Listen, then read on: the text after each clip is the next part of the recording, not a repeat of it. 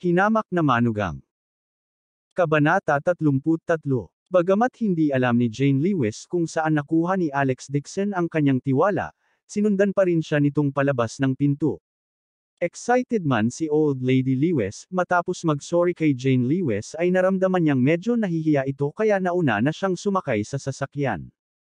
Si Megan Lewis naman ay natawa sa mahinang boses nang dumaan si Alex Dixon sa kanyang harapan. Isang kontrata na kahit ang Lewis family ay hindi kayang makipag-ayos, sa tingin mo kaya makipag-ayos ni Jane Lewis? Mga walang kwentang tao. Saan kaya nanggaling ang maingay na langaw na ta? Ang laki-laki, bulong ni Alex Dixon at lumagpas sa kanya nang hindi man lang tumitingin sa kanya. Sa sobrang galit ni Megan Lewis ay lihim na nagngangalit ang kanyang mga ngipin. Napasimangot din si Mark Lewis at nakaramdam ng matinding pagkadismaya. Ang posisyon ng design director ay dapat na nakalaan para sa kanya at ang kontrata ay dapat siya ang makakapagpapapirma nito. Ngunit ngayon, ang lahat ng ito ay sinira ni Alex Dixon. Maging ang kanyang lola ay kailangang ibaba ang ulo sa kanila. Lihim na nagngangalit si Mark Lewis. Palaki ng palaki ang banta ni Jane Lewis sa kanya. Kailangan niyang mag-isip ng paraan para supilon si Jane Lewis. Sa ganitong paraan, magiging mas maganda ang kanyang buhay sa hinaharap. Sumakay ang lahat sa kotse at hindi nagtagal ay nakarating na sila sa entrance ng One How Company. Inaasahan ni Megan Lewis na haharangin si Jane Lewis ng mga security guard sa labas ng pinto, ngunit hindi nakita na nangyari ito. Kakapasok lang ni Alex Dixon sa building nang makita niya si Secretary Lee na magalang na naghihintay sa gilid. Nang makita niya ang maraming tao, mabilis siyang tumakbo at nakangiting sinabi, "Si Miss Jane Lewis ito, tama ba?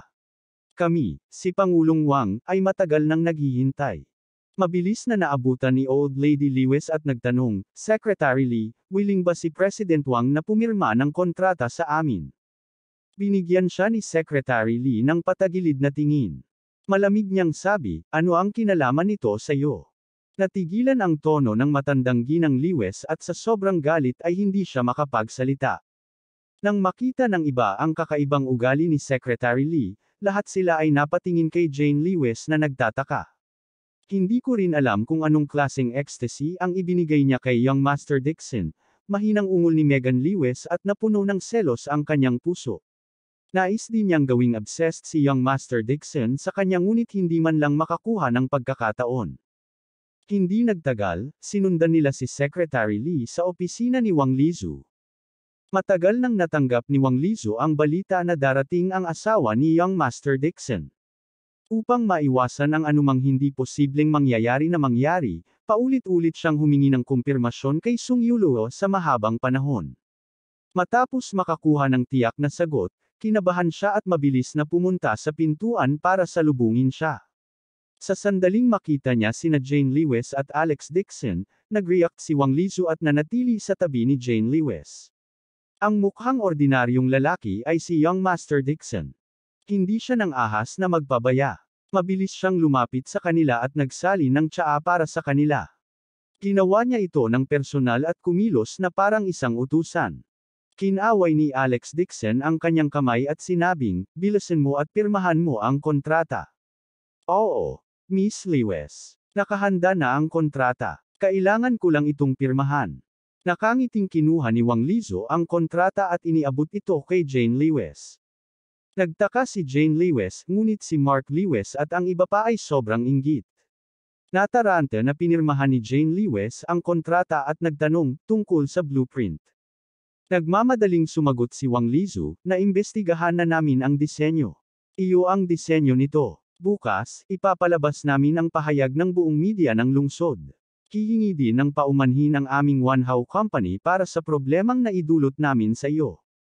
Taking gulat ni Megan Lewis sa mga salitang ito.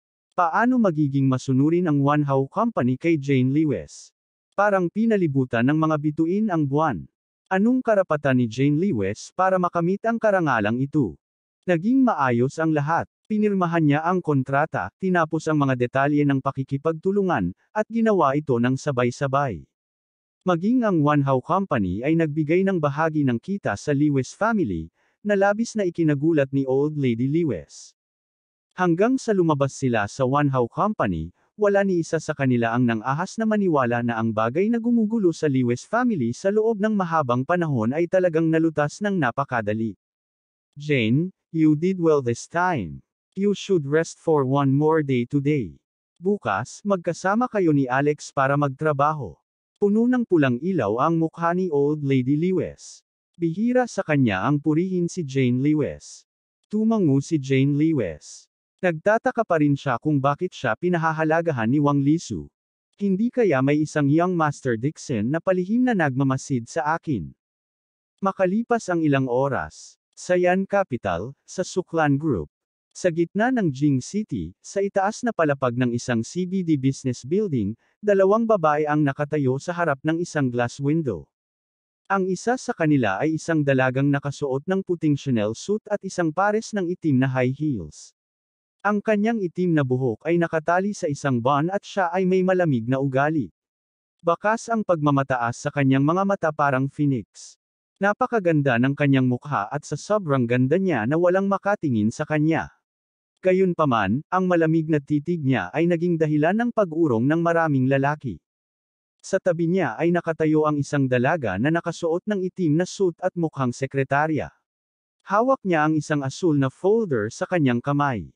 Kahit na siya ay kaakit-akit at napakarilag, at bihirang kagandahan din sa karamihan, sa usapan ng ugali, mas mababa siya kaysa sa malamig at mayabang na babae sa tabi niya. Walang magawang tanong ng babaeng mukhang sekretarya, Ching Cheng. May mahalagang kontrata pa ang kumpanya at maraming bagay na dapat asikasuhin.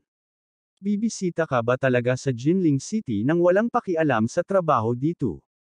Ang babaeng tinatawag na Ching Cheng ay anak ng Su family, ang pinakamamahal na anak ng lahat ng Su family. Siya rin ang kasosyo sa kasal ng Su family at ng Dixon family. Sa sandaling ito, malamig ang mukha ni Su Ching Cheng habang nakatitig sa trapiko sa labas ng bintana. Hindi niya sinagot ang tanong ng dalaga para bang may problema siya. Nakita ng babaeng nasa tabi na hindi tumugon si Su Ching Cheng at napabuntong hininga na lamang. Sinabi niya, Ching Cheng, matagal na tayong magkakilala. Bilang mabuting magkakapatid, dapat kong ipaalala sa iyo. Tinatanong kita ng maayos. Ang Alex Dixon na iyon ay hindi lamang isang walang kwentang tao. Ikaw ay anak ng Su family. Paano mo makakasama ang isang talunan na may asawa na? Bahagyang lumingon si Su Ching Cheng at tumingin sa kanya. Mahina niyang sinabi, Yue, hindi mo na ako kailangang kumbansihin. Titingnan ko lang. Bahagyang nag-alinlangan si Chin Yue at sinabing may nahihiyang ekspresyon, hindi pa hiwalay si Alex Dixon na iyon. Kung pupunta ka sa Jinling sa oras na ito, pagtatawanan ka ng iba. Isang komplikadong ekspresyon ang bumungad sa magandang mukha ni Su Ching Cheng ngunit mabilis niyang nabawi ang kanyang maliit na ekspresyon at sinabi. This is my own choice. Hindi mo na kailangan pang sabihin. Pagkatapos niyang magsalita ay nagpakawala siya ng mahabang hininga. Tila malamig ang ekspresyon ni Su Ching Cheng, ngunit sa totoo lang, puno ng halo-halong damdamin ang kanyang puso. Kamakailan lang, sa wakas ay nahanap na rin niya ang Kuya Alex na ilang taon nang nawala, ngunit hindi niya inaasahan na makakatanggap siya ng balitang kasal na ito. Nabalitaan niyang ikakasal pa rin siya sa pamilya. Ang pamilya ng kanyang asawa ay patuloy na tumatawag sa kanya, na naging dahilan para hindi komportable si Su Ching Cheng. Nagkataon, ilang araw na ang nakalipas, ang matandang master mula sa Dixon family ay personal na dumating sa Su family at nakiusap sa lolo ni Su Ching Cheng, umaasa na ang dalawang pamilya ay maaaring magsama sa pamamagitan ng kasal. Kahit na ang Dixon family ay napakalakas, sila ay mas mahina kaysa sa Su family. Noon pa man ay gusto nilang umasa sa alyansa ng kasal para mapalapit sa Su family, kaya kinuha nila ang parehong mga pinsan ni Alex Dixon at pinapili sila ng matandang master ni Su. Gayunpaman, pinalabas siya ni Su Old Master sa pamilya. Pagkatapos ng lahat, si Su Ching Cheng ang pinakamamahal na anak ng buong Su family. Napakaraming young master at young master na gustong kaibiganin si Su Ching Cheng, ngunit hindi nila magawa. Ano ang karapatan ng pamilya Dixon? Nakita ni Su Ching Cheng ang eksenang ito. Nagningning ang mata niya. Sinabi niya sa lolo ni Alex Dixon na maaaring magpapakasal ako, ngunit handa lang akong magpakasal kay Alex Dixon. Mahigpit na hindi sumang-ayon si matandang Master Su. Wala man lang siyang pakialam sa tagapagmana ng pamilya Dixon, lalo na ang isang young master na wala nang pakialam sa pamilya Dixon. Gayunpaman, sinabi ni Su Chingcheng na hindi siya mag-aasawa sa kanyang buhay na ito. Kung gusto niyang magpakasal, pakakasalan niya si Alex Dixon. Si Master Old Su, na mahal ang kanyang apo, ay walang pagpipilian kundi ang pumayag sa kasal at hindi umatras. Kaya naman hiniling ni Sung Yuluo kay Alex Dixon na bumalik at pakasalan si Su Chingcheng. Nadama ni Su Chingcheng na sa ganitong paraan, hindi lamang ito makatutulong kay elder brother Alex na makaalis sa mapait na buhay, makakatulong din ito sa kanya upang maging maganda. Gayunpaman, hindi niya inaasahan na papayag lang si Kuya Alex sa kasal pagkatapos ng 1 taon. Gayunpaman, hindi niya napigilan ang pananabik sa kanyang puso at gusto niyang puntahan sa Jinling para makita siya. Kahit na sumulyap lang siya sa malayo, kontento na siya. Hindi alam ni Qin Yue kung ano ang iniisip ni Su Chingcheng. Nang makitang nakapagdesisyon na siya, alam din niyang hindi siya nito mapipigilan. Napailing na lang siya at sinabing, sige, aayusin ko ang private jet ngayong gabi. Bahagyang sinabi ni Su Chingcheng, hindi na kailangan ng private jet. Ayokong maging masyadong high profile. Mag-book ng 2 flight ticket at samahan mo akong palihim na maglakbay. Abangan ang susunod na kabanata.